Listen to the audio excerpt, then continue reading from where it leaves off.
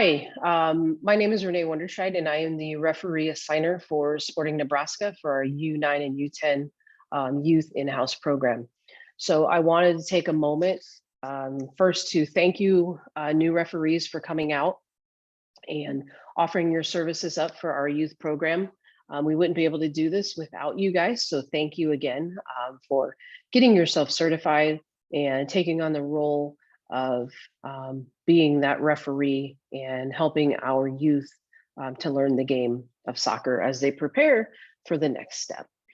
So again, thank you for doing what you're doing. I want to start off just by going through some of the rules within our league. As you were certified, you will know that there are certain rules and regulations and applying the laws of the game to the games, and it varies depending on where you're refereeing. So within our in-house league, we have our own set of rules. And basically within our league, we are a kind of a play till you get it right. We're there to assist our players and guide them and teach them the things that they need to know before they move up to that U11 stage when they are going to be on the playing field with referees and getting the calls made during the game. So we want to get everything fixed and make sure that they do everything in the correct manner and praise them for the things that they do right. That's a big point. So whenever you correct them, make sure that you praise them when it's done the correct way. So I'm going to go ahead and share a screen with you.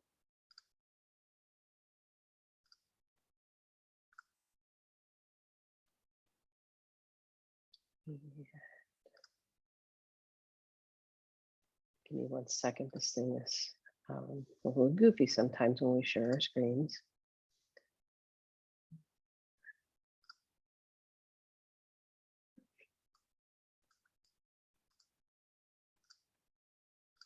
Okay, so I'm going to show you the rules. We're going to start off. I know this is showing the build outline, but I want to go through a couple things first. When it comes to throw-ins, when it comes to goal kicks, we want to correct them. So if a throw-in is done incorrectly, if they throw the ball in and they jump up, which you'll see a lot of, if they side sling throw it, if they step over the line, basic things, lifting your foot off the ground, we are going to blow the whistle, and then we are going to ask them to throw it in again and fix whatever it is that they did incorrectly. So if they threw the ball and threw it sideways, slingshot it, hey, the ball's got to go over your head and then release, keep both feet on the ground, and stand behind the line or on the line. You know that they can be on the line as well. So make sure that you explain to them what they need to do to fix it and have them do it again. If they were to get it wrong again, which will happen, they may this time hop, even though you may have told them they need to keep both feet on the ground. When they do that, you blow your whistle again, say, hey, let's try it again. We got to keep both of our feet on the ground and kind of show them and throw the ball over your head without picking your feet up. So explain the process. And then once they do throw the ball in, hey, great job, perfect. So make sure that you praise them after they get that corrected. Same thing with goal kicks. If the goalie puts the ball in the line and doesn't quite leave the box and they go up and kick it again, blow your whistle and say, hey, let's try that again. So we have to put the ball here and kick it out of the penalty area and let another member touch it before we get to touch it again, or just making sure that it gets outside of that penalty area box, or having another player stand in there if they can't kick very far, because some of these kids really can't. So we want to make sure that we correct it. We're not going to award any kind of penalty for an offense. We're not going to award anything to that team. If something goes wrong with that goal kick, then we're simply going to restart it and ask them to do it again and show them the proper way. And once they do it, hey, great kick, way to go. So make sure that you praise them. It's going to go a long way. So those are the basic things. Corner kicks happen in this game, goal kicks, throw-ins, everything pretty much applies to the game as you would play it today. The one difference is going to be when we come to offsides. So I'm going to bring this little field diagram up and explain to you that we do have a build out line. So when you step out to the fields at Discovery or the JCC, you are going to see two build out lines, obviously on each half of the field. So this blue outline is going to be the determination of offsides. Any area within halfway to the build out line on either side is not a consideration for offsides. This is completely different than you would be refereeing in a regular everyday game. So these are the league rules that we apply, build out lines. We want to give our players an opportunity to learn how to play it out of the back. In regular U9, U10, and the U8 rules that you would see maybe in NYSL, they're going to allow one touch. So the goalkeeper kicks it, the ball's live, the other team can encroach upon the blue line and now come and attack the ball. So in our league, the goalkeeper is going to be the first touch. So the goalkeeper would in turn line the ball up, make the kick. Hopefully there's a defender standing out here. The defender is going to take the second touch. And as soon as that defender receives the ball or takes that second touch directly as the ball is rolling in motion, that is now a live ball. At that point, the opponent can now cross the build out line and attack towards the ball. So once again, your goalkeeper will be the first touch. So the goalkeeper makes the kick. A defender makes a touch on the ball or receives the ball. It is now a live ball. So at that moment, they may now cross out over the blue line. We want to give these players an opportunity, as I said prior, to be able to successfully play the ball out of the back and learn how that's done. So that is the reason that we do the things we do with our youth. I'll ensure that the coaches are aware of these things. If coaches have issues, Christina or myself will be on the fields respectively. I will be at the JCC, Christina will be at the Discovery Complex. So anytime you get questions or coaches are asking you stuff and we don't see it, let us know and we'll handle those coaches for you. So this is the biggest part of the game. That's a big, huge difference is this build out line. If the kids encroach upon the line when the goalkeeper kicks the ball, you simply blow your whistle, let that team know that you cannot cross until a second teammate has touched the ball.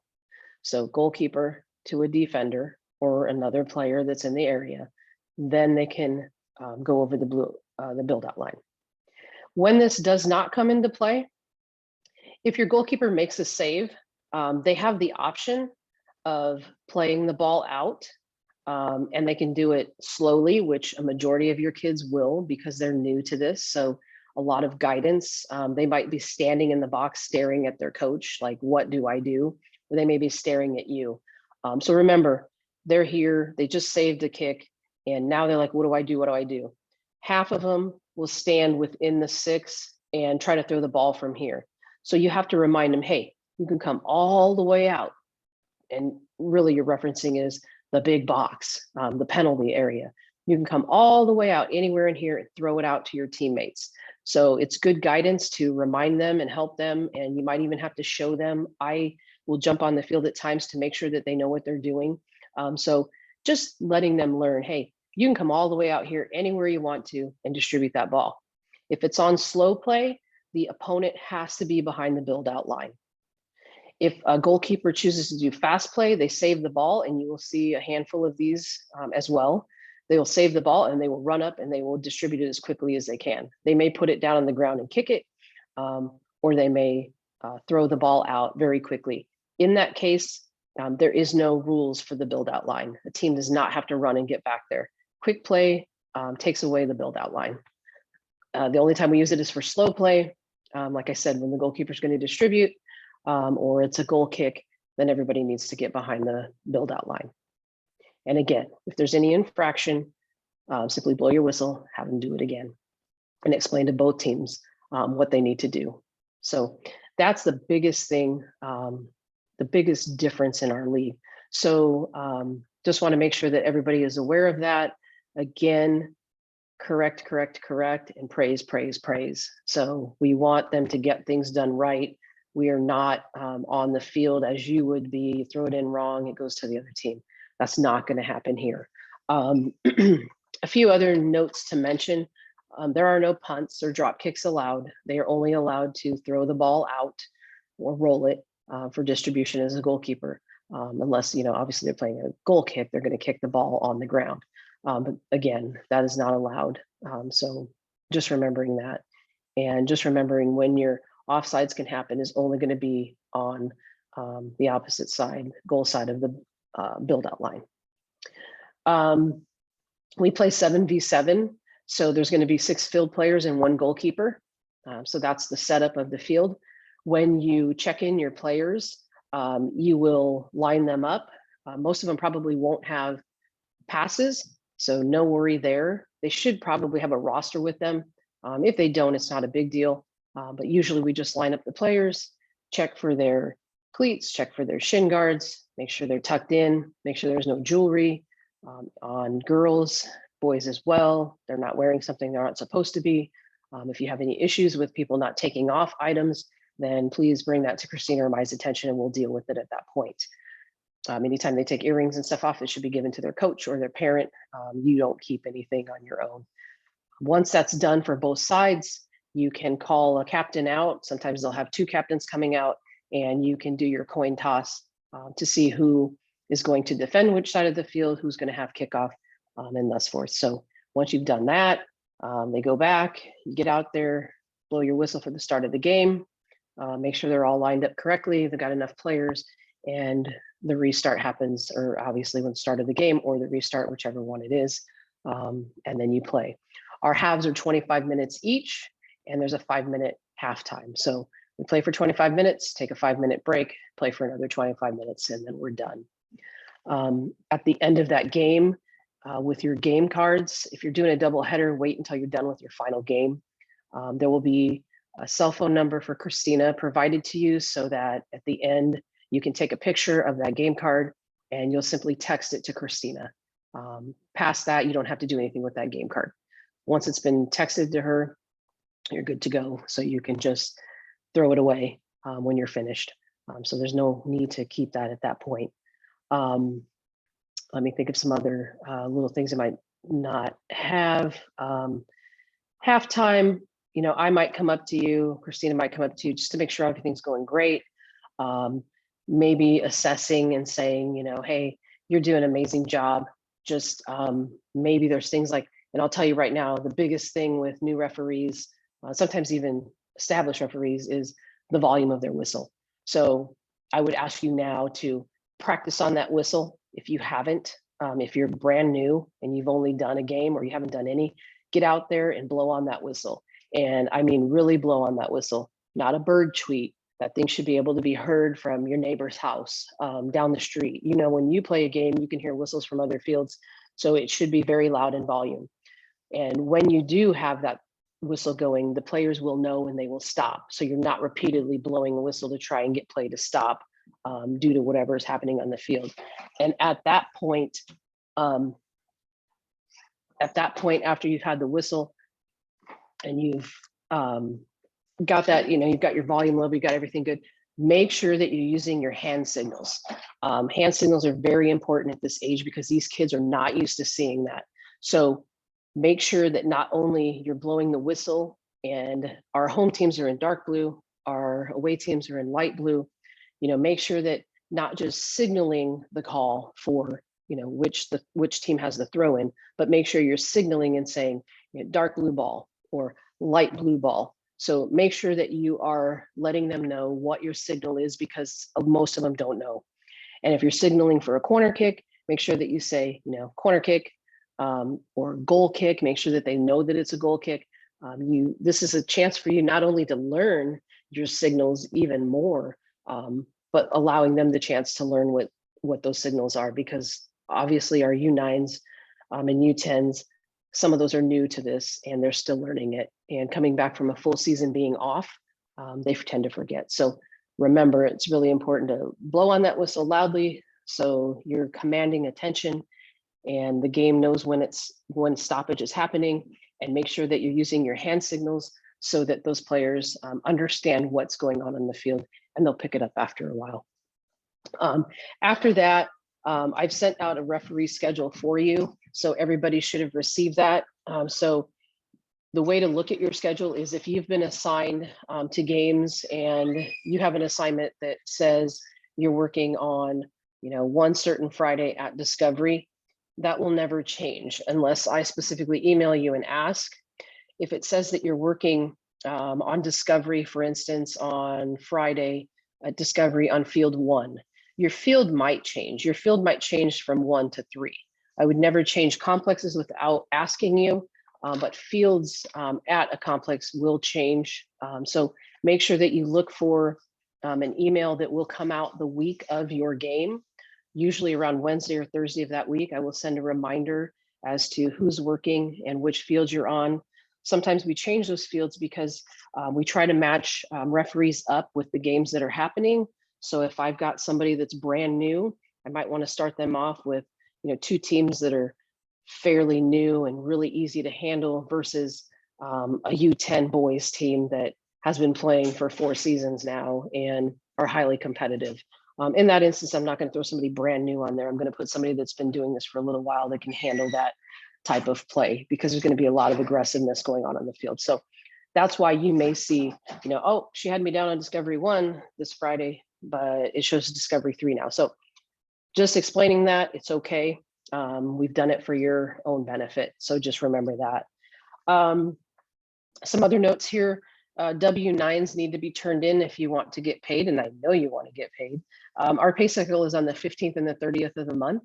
So if you referee a game on the 14th, don't expect to get your paycheck until the 30th, because obviously our payroll would be coming out on the 15th. So just know that if it's really close to one of those dates, it's going to be the next cycle that you'll receive your paycheck. And you do need a W-9 turned in to me prior to your game. So be sure to get that to me. You can send it to me in email. You can drop it off at the office if you're in here for practice one night, or you can bring it to your very first game. But we do have to have that on file. If you've already refereed with us in the fall, you do not need a new one. So once you've turned one in, you're good to go. Reimbursements. If you guys have certified, and I would say probably, let's take it to fall. If you have newly certified between fall and now, if you certified over the summer of 2021 and you're now a referee, those are the people that I want to hear from. So I need to get the date that you were certified, and then we will work on that. You need to referee 5 games within our in-house program in order to qualify for the reimbursement portion of your certification fees. So make sure that you get that information to me so that I know who's qualifying for this. Let me see if I missed anything here before I hit on the incentives. Okay, I think we're good. The only other thing is on game day, if there's any last minute changes on game day, I know life happens. So if you have an emergency come up on a game day and you cannot be there, maybe you're sick, you had to go out of town with your parents all of a sudden, whatever the case is, let me know as soon as possible. I will provide my phone number in that email that I send out for a reminder for the week so that you can contact me. Maybe there was an accident on the way to your game and you're going to be late because you're stuck in traffic. Then that's an instance where you would call me or text me on that phone number so that I can let them know that, hey, such and such is running late. Let's get that game started, or we're going to be delayed a few minutes before the start of that game. So just let me know. And also, if you're not going to be there, then I need to find someone to replace you if it's a last minute situation. So just know that we will provide that information to you and you'll have it as necessary prior to your game. As far as the incentives, let me see if I'm going to share that with you here. And then I promise we'll let you guys go.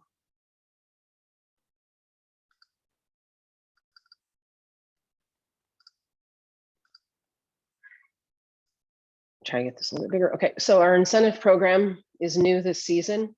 As long as you are a part of Sporting Nebraska, being you're a player within our club, maybe you have a sibling in our club and you're certified as a referee, or maybe you're even a parent that has a child in our club, you would still be eligible to receive up to 40% of the registration fee once you've worked 5 in-house games.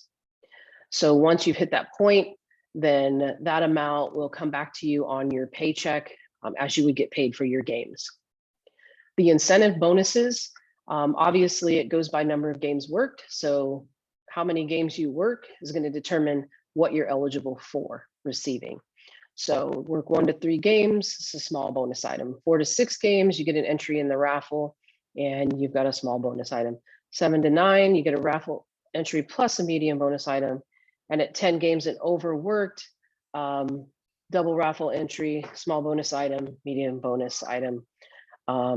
There's a lot of great prizes in here. They're not just little toys, I can guarantee you that right now. So the things that you're going to get are things that are going to be very valuable that you would have to purchase on your own. So just know that those things are out there and you have potential. Does it end with our program that runs in spring? The answer is no. We do have an upcoming tournament, the Nebraska Shootout. So if you can manage to get yourself involved and get you some games in that program, those will count towards the incentive program as well. When we move into fall for our other tournament over Labor Day, that's another opportunity to get yourself some games and count those towards fall. Along with our fall season, we will have a fall season again towards the end of August that will run through the end of October, where you'll have another chance to work some more games. So all of that will be available to you to add up, to build up to those games to get qualified for the incentive program on both sides of it. So just want to make sure that it doesn't just stop here. We'll also expand that into next season's futsal games. So if you get signed up for futsal during the winter, those games will count as well. So be sure to take advantage of that, because it's going to provide you with some stuff that would cost you some money, or mom and dad some money. So be sure to get yourself involved in there. And if you guys have any questions at any time, please feel free to give me a call here at the office at the 402-896-4420 number, or send me an email and I'll respond. And in leaving, again, I will be on the JCC side at the Jewish Community Center on Friday evenings. Christina Lewis, the youth director, will be at Discovery on the evenings for Friday over there. So always see one of us if you have any questions or you have any issues whatsoever, because we are there to take care of parents and players and let you do your job and have fun doing what you signed up to do. So thank you for your time. Thank you for helping us. And I look forward to seeing each one of you out on the fields.